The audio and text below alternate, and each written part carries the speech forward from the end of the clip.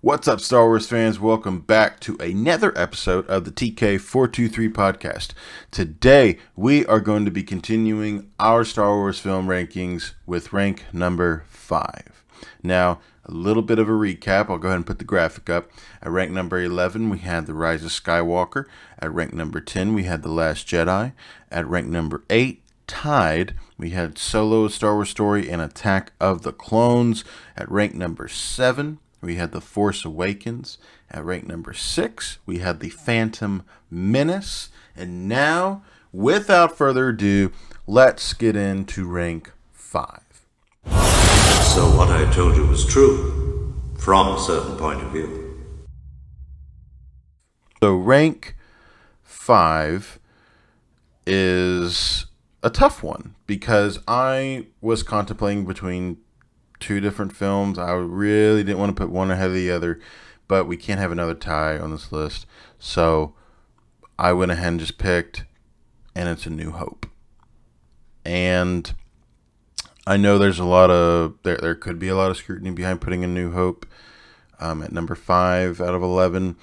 But, you know, this film was fantastic. Don't let it fool you. Don't let the ranking fool you.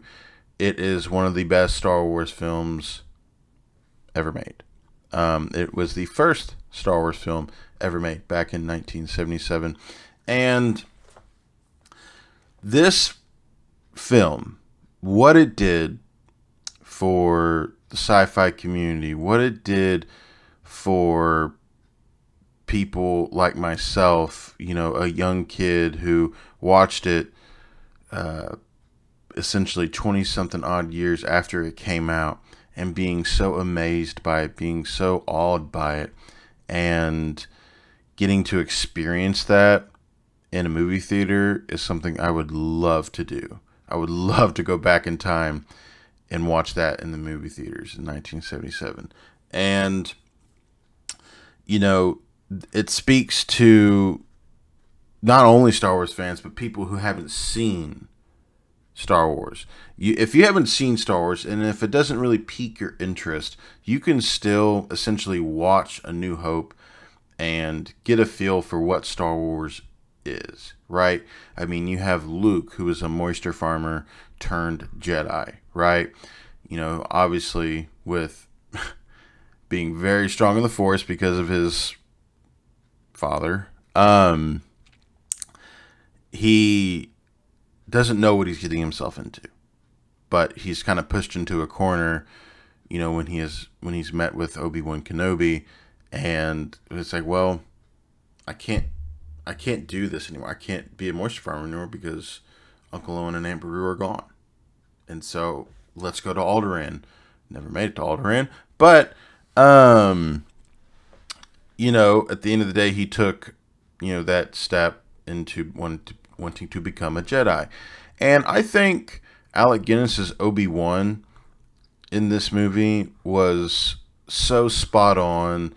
I feel like that was one of the anchors of this movie that really held it together, that really, you know, bonded the whole movie together like glue. And because when you consider on his interaction with Darth Vader on the Death Star, right, and how he looked at Luke and Leia, and he saw that the twins were back together, that Padme and Anakin's kids were reunited as one, and you see that sudden smirk, and he just looks at Darth Vader and he says, "Hey, I won.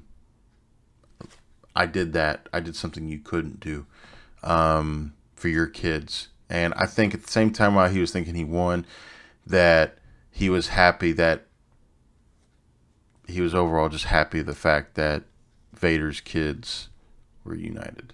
And I thought that that moment was one of the biggest moments in the entire film,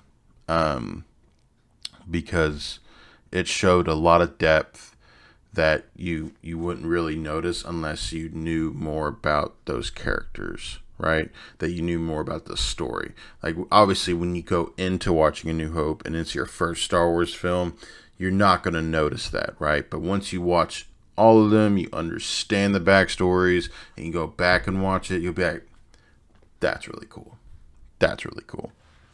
So, and then you get to see characters like Grand Moff Tarkin. Granted, Grand Moff Tarkin in the original trilogy was only in A New Hope because, may he rest in peace, Grand Moff Tarkin perished in the first Death Star explosion, and we did get a deep fake of Peter Cushing in Rogue One, which I thought was phenomenal.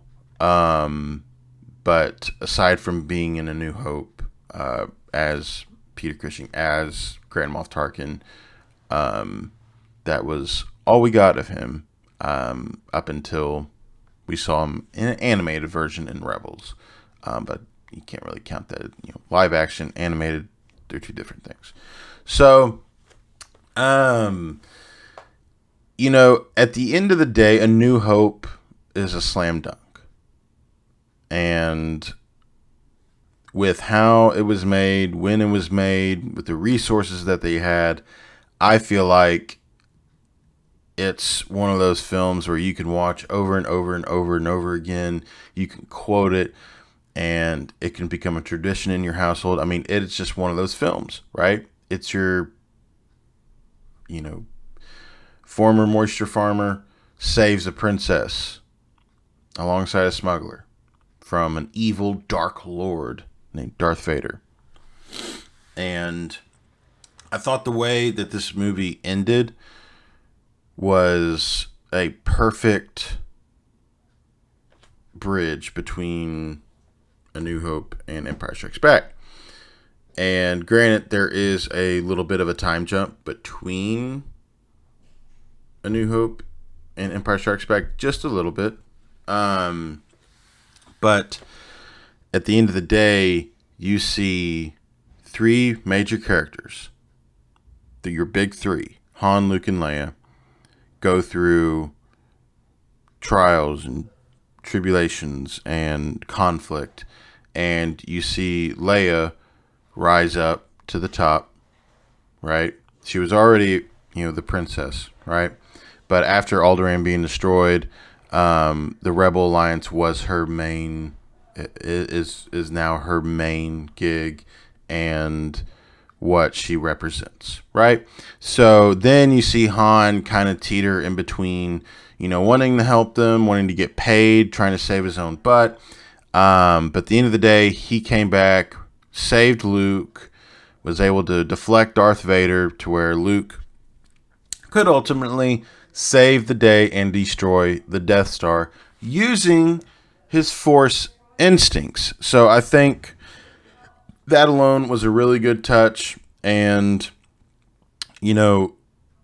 I think when you look at how this film progressed and how this film blossomed, and then how it bridged, like I said, how it bridged into Empire Strikes Back, I think it was phenomenal, right?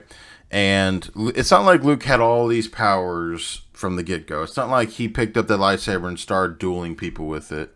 The main and only time you see him actually using the lightsaber in A New Hope was with the training droid. That's the only time you really see, other than him looking down like that, which Mark Hamill always likes to talk about that scene. But like I said, at the end of the day, this film is fantastic, and it gave people Star Wars, and it gave people Darth Vader, one of the best, if not, I personally think the best and most iconic movie villain of all time, and it was followed by two fantastic films, and then you got the prequel. So much content was created off of A New Hope. So many jobs were created off A New Hope and Star Wars. So many things were created and developed, and we all have George Lucas to thank for that. So that is it for rank number 5, Star Wars A New Hope. And I hope you agree. If you disagree, that's fine too.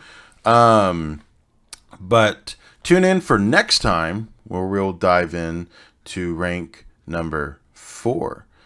So get your popcorn ready. This one's going to be interesting because we are going to have a guest co-host on the TK43 podcast for next episode on rank 4. So looking forward to it. Hit the like button, hit the subscribe button if you want to see more content like this. And without further ado, may the Force be with you.